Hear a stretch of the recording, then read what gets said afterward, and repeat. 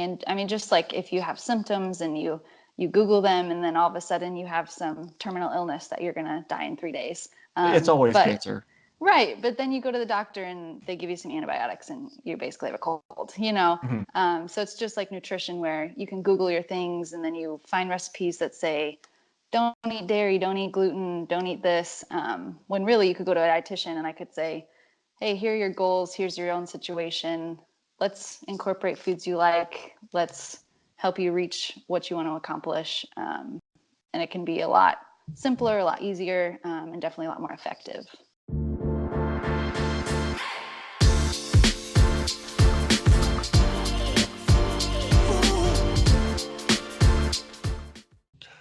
Today on the show is my guest, Gloria Stoverink. She's a registered dietitian and a former Division I runner.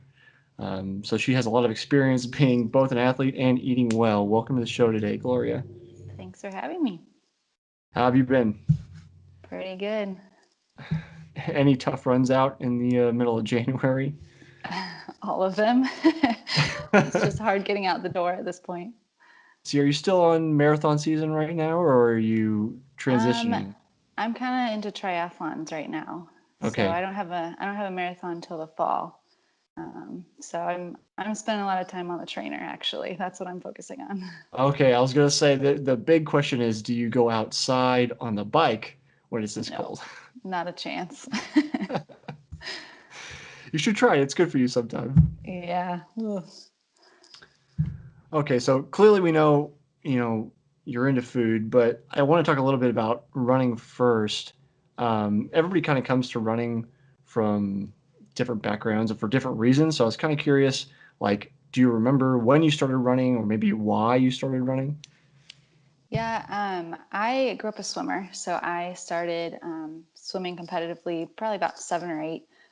So I grew up an athlete, an active kid, but I believe it was probably middle school.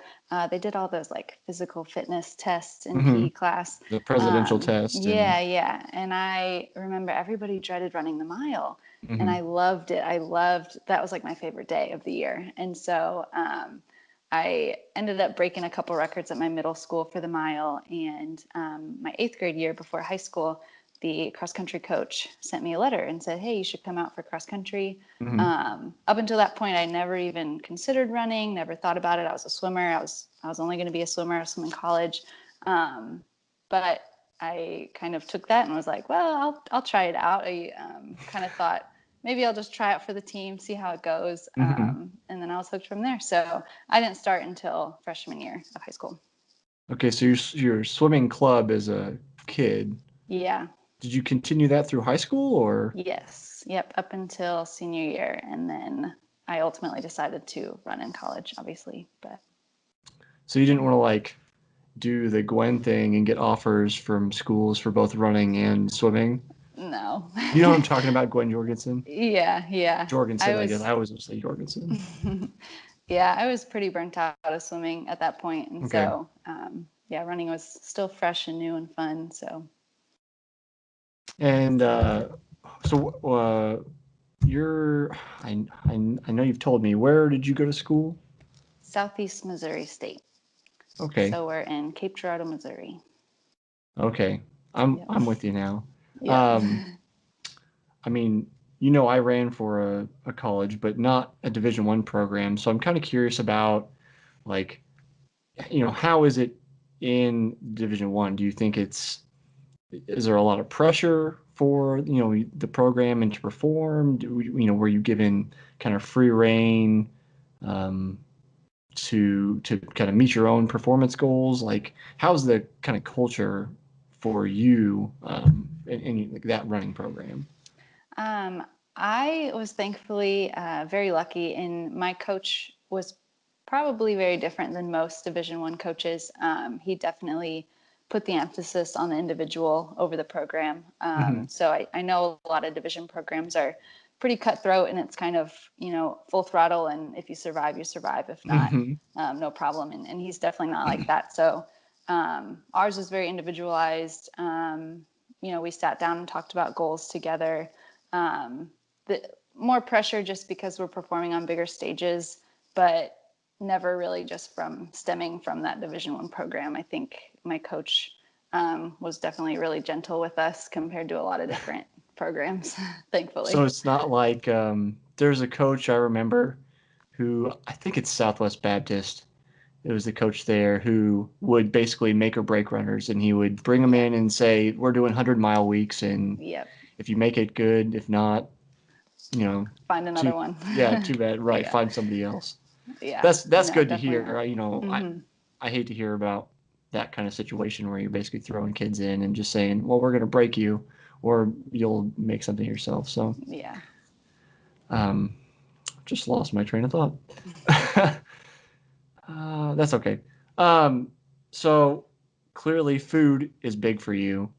Yeah. So I'm curious, like, what can you give us some insights into kind of what food you ate growing up? Did your parents have a big influence on you as far as like food and nutrition is concerned? Yeah. I would say my mom was kind of that health nut foodie Mm-hmm. before healthy eating was cool, you know. I remember looking at my friends' lunches, and while they're eating pizza rolls and Pop Tarts, I have like whole grain bread and dried fruit as my snack. So it was definitely she did that. I don't think I necessarily saw it as healthy versus not healthy. She didn't really preach that message to me. It was just, this is what we eat. This is what's on the table. My parents are both very good cooks, thankfully. So I Yeah. always had a really good home cooked meal every day. But I think I put that connection together really early on of, okay, I'm eating all these fruits and vegetables and whole grains, and I'm able to work out multiple hours a day, and I don't get sick, I don't get injured. I have a lot of energy where Mm-hmm. my peers and teammates aren't eating as well, and they are getting sick, they are getting tired faster. So I think I was able to make that connection really early, and obviously it translated Mm-hmm. to my profession. And is that, I mean, was that the spark essentially that kind of brought you to that decision, or? I think so. I wish I had some glamorous story, but I think I was like a junior in high school, and my mom came home and said, "Hey, I met this dietitian at work today. Maybe you should look into that. She deals with food and nutrition and healthy eating." And so I think I Googled it and was like, "Yeah, that sounds fun."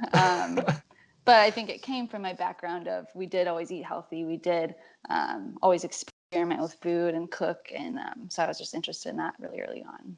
I mean, we could work on your backstory. We could, I feel like we need to Formulate like some work in a fun polar story. bear somehow. Like you went on this Yeah. adventure to the Arctic and you saw like a polar bear and how it ate, and I don't know. We can work on it. Yeah. We can figure it Yeah, out. I need to We do can that. glamorize it.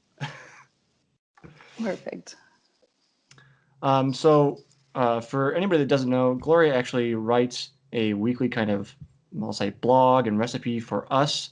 So you can find that. I publish all her new stuff on Thursdays, um, which kind of brings us to the question, and you contribute to this. I'll call it a problem or a symptom, but like, recipes are all over the internet. Like, why do you think it's necessary to actually like kind of work one-on-one with you? Because I mean, assuming that's the ideal situation for you, that you can actually tailor somebody's diet, Right. what can they get from you that I can't find on the internet?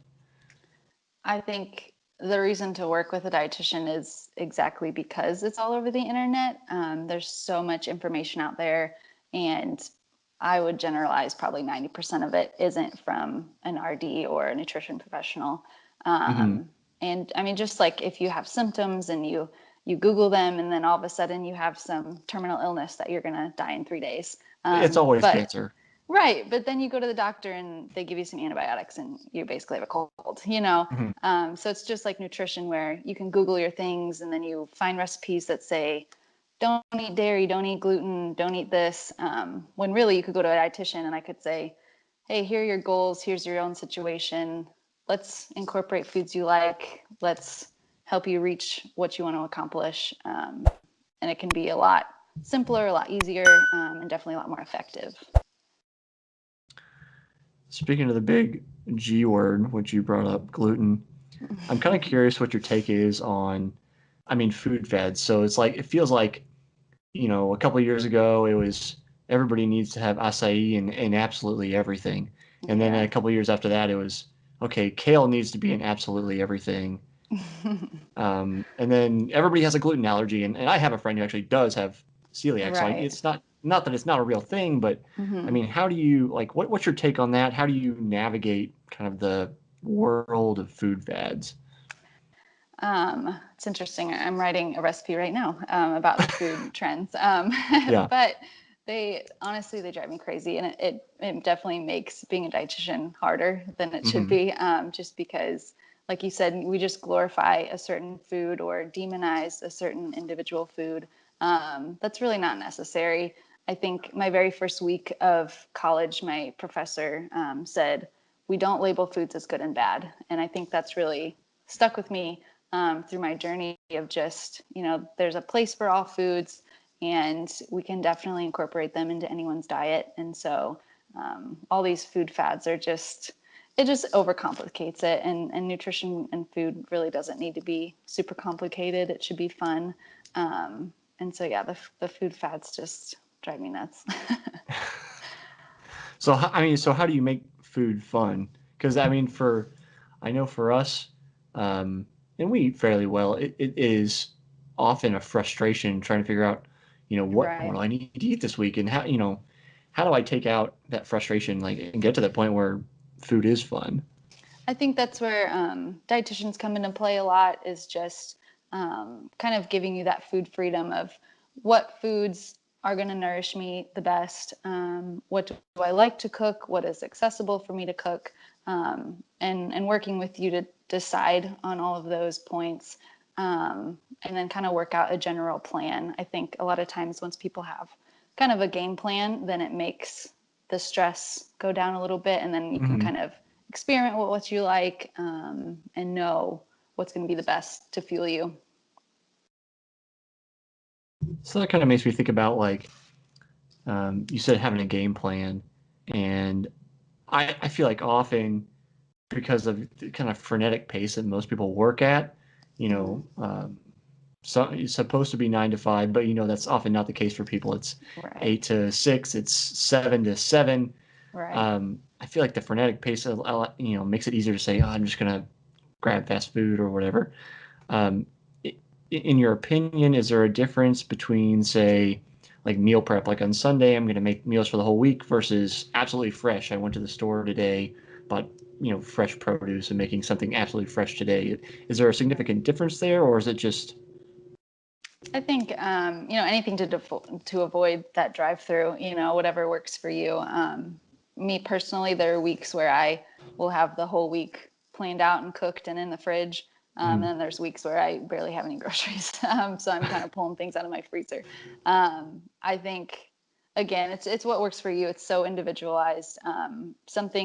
One of my biggest tips to help people with that is kind of create big batches of something of healthy items. So mm-hmm, I'll maybe on a Sunday I'll have a huge batch of quinoa that I can, I'm not eating the same thing every day, but I can incorporate that quinoa or make some dried beans or cut up a lot of vegetables, just so when I am home, I can have something fresh, I can have something ready, but it's already chopped and ready to go, or it's already half cooked and ready to incorporate.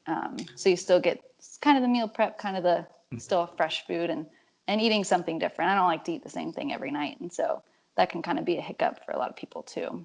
so that's just an ingredient that you prep and then you cook it a different way each night, or I mean, how are you incorporate? Can you like give examples of how you would your batch of quinoa? Like, how are you going to Sure. incorporate that throughout the week? Yeah. So, like I could have that be just a side dish one day. So if I cook some meat and some vegetables and then have quinoa on the side, so I already have my grain taken care of. Hmm. Or that could be the basis of the meal. So sometimes my meal is like quinoa and beans and veggies in a bowl. Have a sweet potato, put some quinoa on it, put some protein on it. So it kind of can transform into a bunch of different meals.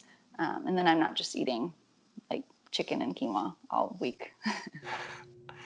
I think, hopefully you agree, but I don't know if you've ever watched any of the, I'll say, kind of like reality TV type lose weight shows.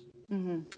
But in past years I've watched them, and it seems like often when they're trying to lose weight, it seems like the trainers will say, "Okay, well, you're gonna eat chicken, just plain chicken," Yeah. And it seems like they're almost setting them up to fail by not giving them the proper tools and knowing how to mix, all these things together.